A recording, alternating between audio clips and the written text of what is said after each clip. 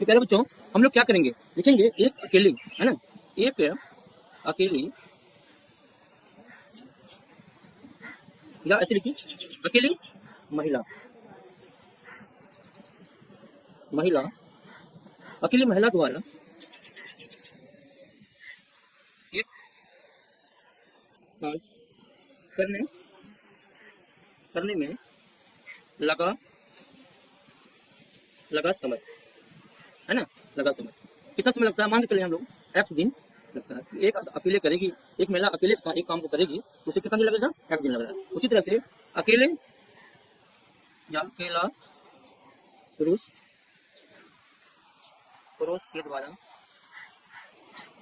के द्वारा एक कार्य, हाँ,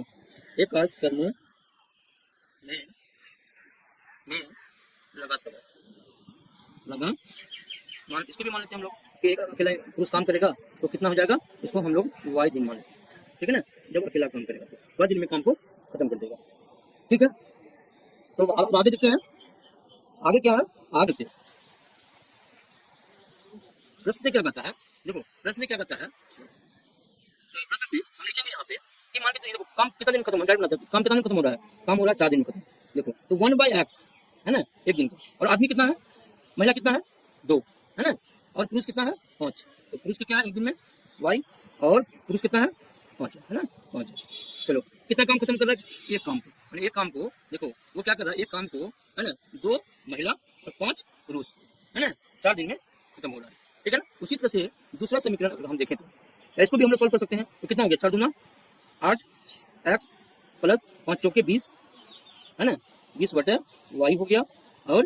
है ना इसको समीकरण हम लोग क्या मानेंगे, इसको समीकरण हम लोग 2 मानेंगे, ठीक है,